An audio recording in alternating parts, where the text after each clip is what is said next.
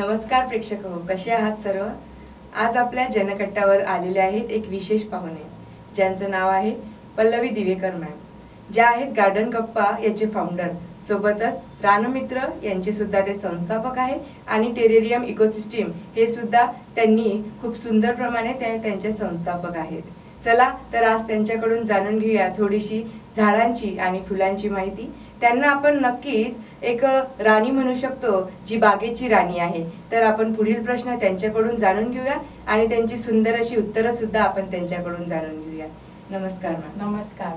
आकांक्षाने इतकं सुंदर माझं वर्णन केलंय ना, ह्यापुढे आता मी काय बोलावं असा प्रश्न पडला। नाही, तुमच्याकडनं आम्हाला भरपूर अशी माहिती ते जाणून घ्यायची आणि मला सुद्धा फुलांची आणि झाडांची आवड असल्यामुळे मला पण एक उत्सुकता लागली होती की मॅम सोबत जेव्हा आपण बोलू, त्यांची मुलाखत घेऊ, तेव्हा किती माहिती आपल्याला भेटेल आणि पुढे ते आपल्याला नक्कीच कामात येईल। प्रयत्न करेन। हो। सर्वात पहिला प्रश्न विचारायचा होता की टेरेरियम ही काहीतरी नवीनच संकल्पना आहे, तर टेरेरियम मागचे शास्त्र काय आणि त्याचे प्रकार कुठले आणि ती झाडं जगतात कसे, याबद्दल मला नक्कीच ऐकायला आवडेल। हो, त्यासाठी मी टेरेरियम घेऊन पण आले, ते दाखवते सगळ्यांना। मी जर असं सांगितलं की तुम्हाला एक मी जंगल तयार करून देईन जे काचेच्या एखाद्या केसमध्ये असेल आणि त्याला तुम्हाला वर्षानुवर्ष पाणी द्यायची किंवा देखभाल करायची गरज नाही, तर तुम्ही म्हणाल की हे काहीतरी वेगळंच सांगते किंवा होऊच शकत नाही।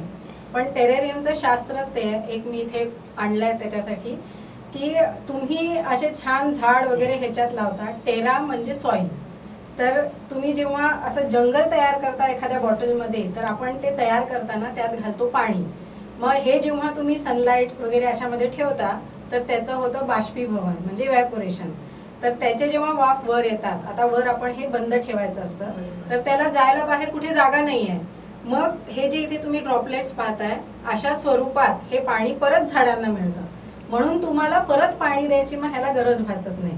हे त्या मागचं सायन्स आहे। आणि जेव्हा आता हे तुम्हाला उघडायचंच नाहीये, तर ह्यात जेव्हा समजा एखादं पान वगैरे असं गळून पडतं आणि त्याचंच मग खत तयार होतं, तर तुम्हाला खत वगैरे द्यावं लागत नाही। त्यामुळे ज्या लोकांना छोट्या जागेचा प्रॉब्लेम आहे किंवा आजकाल झाड वगैरे कुठे बघायलाच मिळत नाही, मोठ्या मोठ्या शहरात तर खूप अडचण आहे अशी, तर त्यांच्यासाठी हे टेरेरियम हे अतिशय उत्कृष्ट असं, बघायलाही छान किंवा तुम्हाला गिफ्ट द्यायलाही छान किंवा घरी एक ठेवलं तरी प्रसन्न वाटतं। तर हे आहे टेरेरियम। खूप सुंदर संकल्पना आहे टेरेरियमच्या मागची, कारण की एवढं मोठं जंगल आपण एका छोट्याशा काचेमध्ये व्यापत आहे, तर नक्कीच खूप छान संकल्पना आहे। हे मी अगदी छोटं आणलंय, असे किती मोठे आणि किती छोटे असेही करू शकतो। पर्यावरण क्षेत्रात तुम्ही काम करत आहात आणि माझ्याकडून एक उपमा मी तुम्हाला दिली जशी बागेची राणी म्हणून, तर पर्यावरण क्षेत्रात काम करणे नेमकं काय आपल्या मते म्हणता येईल? हो, असं म्हणतात ना, समजा मी जेव्हा कुणाला सांगते की मी पर्यावरणासाठी काम करते, लोक म्हणतात म्हणजे काय, 2-4 झाडे लावून ती जगवणे हेच आहे ना, तर एवढंच ते सीमित नाहीये। मला म्हणायचं आज आपल्या पुढे एवढे मोठे प्रॉब्लेम्स पर्यावरणासाठी आपण उभे ठाकलेले आहेत, कारण आपल्याकडून त्यासाठी काहीच प्रयत्न होत नाहीये।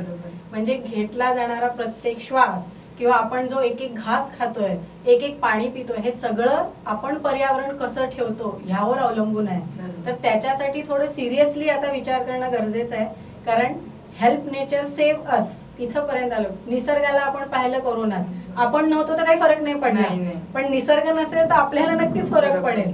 त्यामुळे थोडं सिरियसली सगळ्यांनी काम करावं एवढीच माझी अपेक्षा आहे। आणि जे असे जागतिक लेवलवरचे मोठे मोठे विषय असतात की जेणेकरून प्रत्येक जण घरी बसल्या काय करू शकतो हे सांगायचं काम मी करते, म्हणजे पर्यावरण क्षेत्रात काम करते। बरोबर, आणि नक्कीच तुमचं क्षेत्र म्हणजे आवड आहे त्यामध्ये आणि सोबतच पर्यावरण वाचवण्याचा एक छान उपक्रम आपल्याकडून होत आहे। आपल्या प्रेक्षकांमध्ये काही गृहिणी सुद्धा आहेत, तर त्यांच्याकडून एक प्रश्न विचारायचं वाटतं की घरातील जी वनस्पती आहे तर त्यांची काळजी कशी घ्यावी आपण? हो, अकोल्यासारख्या शहरात तर हा खूप अगदी नेहमी विचारला जाणारा प्रश्न आहे मला, कारण आपल्या इथलं तापमान आपण बघतो की उन्हाळ्यात अगदी 47-48 पर्यंत आजकाल चाललंय। तर गृहिणींना मी एवढंच सांगेन की तुमच्याकडून छोटी जरी जागा असेल तरी 2-4 कुंड्यात तरी झाड लावणं गरजेचं आहे। मग त्याची देखभाल कशी करायची हा प्रश्न येतो, तर उन्हाळ्यासाठी आजकाल ग्रीन नेटचा वापर सर्रास सगळीकडे होतो, तर ती डबल ग्रीन नेट आणून एक आपण ते करू शकतो। हिवाळ्यामध्ये जास्त काळजी घ्यावी लागत नाही, पण वाढ होत नाही झाडांची, कारण तो त्यांचा डॉर्मन्सी पिरियड असतो। मग आपण असं म्हणतो की उन्हाळ्यात आणतात झाड, ते छान वाढतंय, पण हिवाळ्यात असं होतंय की त्या झाडाला काहीच येत नाही, ना फूल येत आहे ना ते वाढत आहे. मग असं गृहिणींचा इच्छा जाते की अरे हे तर काहीच होत नाहीये. असं खचून न जाता त्यांना थोडा वेळ द्या झाडांनाही. आणि ऑर्गॅनिक पेस्टिसाइड फर्टिलायझर हे वापरा. म्हणजे काय तर वर्मी कंपोस्ट, शेणखत, किंवा हे जे नॅचरली हे जे पानं पडतात त्याचं घरच्या घरी तुम्ही भुगा तयार करून तोही खतांसारखा वापरला जाऊ शकतो, कारण तोही सगळ्यात रिच असतो. राख झाली, किंवा छोटे छोटे घरी असे तयार करू शकतो. कांद्याची साल, लसणाची साल भिजत टाकायची आणि दुसऱ्या दिवशी ती वापरता येते खत म्हणून. आणि पेस्टिसाइड्सचं असतं की नीम ऑइल जे म्हणतो, कडुलिंबाचा जे पाल्याचा रस आहे तो साबणाच्या पाण्यात मिक्स करून फवारला तर बरेचसे आजार या प्लांट्सवरचे त्यांनी जातात. तर हे नक्की थोड्या 2-3 स्टेप्स जर पाहिल्या तर प्रत्येक गृहिणी ही घरी झाड लावू शकते. म्हणजे घरातल्या ज्या वस्तू आपण टाकून देतो त्यांचा उपयोग करून आपण छान प्रकारे झाडं जगवू शकतो. कारण गृहिणींना हे सगळं छान माहिती आहे, घरातल्या वस्तू कशा नीट वापरायच्या. बरोबर. एक पोछाही आपल्या घरचा विकत आणलेला नसतो. बरोबर. तुम्ही अकोल्यात विविध प्रदर्शनी भरवत असतात, तर त्यामध्ये तुमचा अनुभव कसा, किंवा अकोल्यातल्या लोकांचा प्रतिसाद आणि प्रतिक्रिया कशी तुमच्यापर्यंत येते?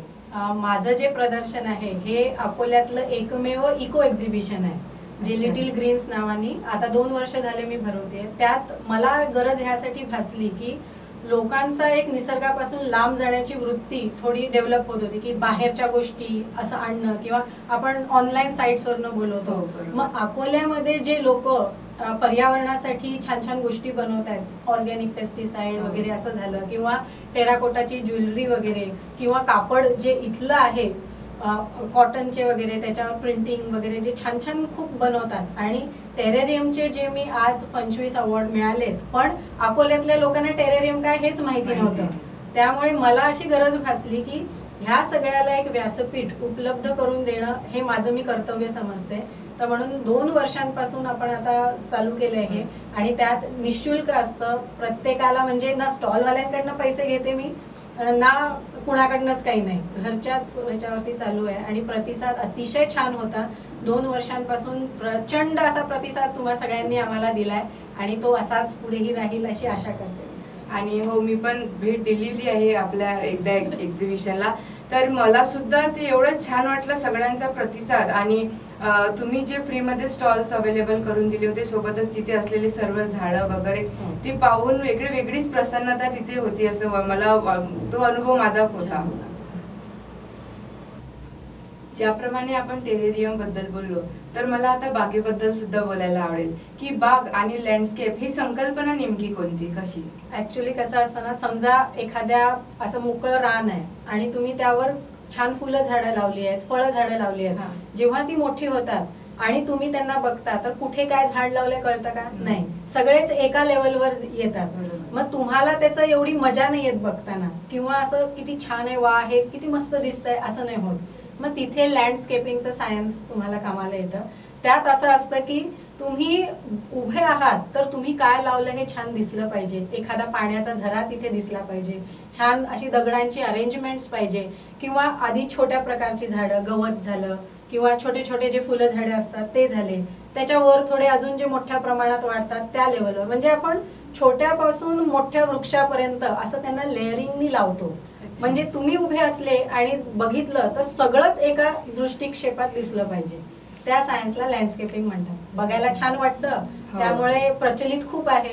आपल्या इथे आता सुरू झालंय आणि खूप छान छान नमुने देखील तयार होत आहेत. अच्छा, मी स्वतः एक बॉटनीची स्टुडंट असताना मला याबद्दल खरंच म्हणजे एवढी आयडिया नव्हती जेवढी आता तुमच्याकडनं आलेली आहे. तर यामध्येच पुढील प्रश्न पण असा पडलाय की येणारे उपक्रम काय, किंवा आपली आणखी काय यामध्ये करायची इच्छा आहे, जेणेकरून मी पण तुम्हाला त्यामध्ये जॉईन करू शकते. मी रानमित्र नावाचा एक इको क्लब चालवते, जो अगदी निशुल्क त्यात एंट्री आहे. इतर क्लब्स मध्ये आपण पाहतो की तुम्हाला वर्षाचे काहीतरी पैसे द्यावे लागतात. मला म्हणायचंय, निसर्ग आपल्यासाठी सगळंच एवढं मोफतच उपलब्ध करून देतो. मग ते फळ झालं, ऑक्सिजन झालं, छाया झाली, काहीही. मग आपणच का कोणाकडनं पैसे घेऊन त्याच्यासाठी काम करायला लावायचं. म्हणून ह्याचा मी असं ठेवलंय की निशुल्क ज्यालाही यायचंय, वयाची अट नाही, लहान मुलांपासून ते अगदी म्हाताऱ्या लोकांपर्यंत कोणीही जॉईन करू शकतं, कारण प्रत्येकाचे अनुभव वेगळे आहेत. आणि त्यानुसार आपण एक एक उपक्रम आता चालू करतोय. जसं सीड बॉल कॅम्पेन मागच्या वेळेस ते केलेलं अच्छा, होतं, हा. किंवा निसर्गासाठी आपण छोट्या छोट्या गोष्टी काय करायच्या, जसं बरोबर. कचरा घरी जाळू नका. अनेक घरांमध्ये आजही घंटागाडी येते पण कचरा तिथेच जाळला जातो. किंवा छोटे छोटे रॅपर्स वगैरे जे कुठेही टाकून येतो आपण, ते न टाकता खिशात घेऊन या, डस्टबिन मध्येच टाका. असे जे छोटे छोटे गोष्टी आहेत की कापडी पिशव्या वापरा, ह्या सांगायचं काम ही माझी हा क्लब करतो. तर म्हणजे तुम्ही प्रत्येक जण निसर्गासाठी आपल्या परीने हातभार छोट्या छोट्या पद्धतीने काय लावू शकता. छोटी वाटत असल्या या स्टेप्स तरी पर्यावरणावर त्याचा होणारा जो इम्पॅक्ट आहे तो खूप मोठा आहे आणि चांगला आहे. तर आता आपण प्रत्येकाने मिळून जर काम केलं तर नक्कीच एक छान पर्यावरण हरित अकोला असं तर नक्कीच होईल. नक्कीच. आणि ज्याप्रमाणे तुम्ही आता बोलल्या की रॅपर्स वगैरे, तर मी सुद्धा माझ्या कॉलेज टाइम म्हणा किंवा स्कूल टाइम तेव्हापासून मी माझे जे रॅपर्स असतात ते मी माझ्या बॅगमध्येच ठेवते. आणि सोबतच माझ्या मित्रमैत्रिणींना पण आता मी याच्यानंतर पुढे नक्कीच सांगायचा प्रयत्न करेल की तुमची तेवढी रिस्पॉन्सिबिलिटी आहे की तुम्ही आपल्या नेचरसाठी हे करायला पाहिजे. आणि ते रॅपर्स तुम्ही तुमच्या घरी जाऊन डस्टबिन मध्येच टाका. आणि सोबतच प्रेक्षक हो, ज्याप्रमाणे मॅमनी सांगितलंय कचरा सुद्धा कचरा घंटा गाडीतच टाका. आणि ज्याप्रमाणे त्या निसर्गाला वाचवण्याचा आणि जगवण्याचा प्रयत्न करत आहे, त्यासोबत तुम्ही सुद्धा आजपासून तो निश्चय करा आणि आपल्या निसर्गासाठी काहीतरी आपण सुद्धा द्यायला गेलं पाहिजे हे लक्षात असून आजच्या या एपिसोडला बद्दल प्रतिक्रिया नक्की कळवा. आपण आभार मानूया पल्लवी मॅमचं. खूप खूप धन्यवाद मॅम. आज आपण आमच्या जनकट्ट्यावर आला आणि आमच्या प्रेक्षकांना आपण निसर्गाबद्दल, पर्यावरणाबद्दल खूप सुंदर माहिती दिली. खूप खूप धन्यवाद. धन्यवाद. मी तुमचे धन्यवाद केले पाहिजे की मला इथे एक व्यासपीठ उपलब्ध करून दिलं, जेणेकरून इतर जनतेशी मी संवाद साधू शकेन, माझं काम त्यांच्यापर्यंत पोहोचवू शकेन. त्याबद्दल खूप खूप धन्यवाद. थँक्यू.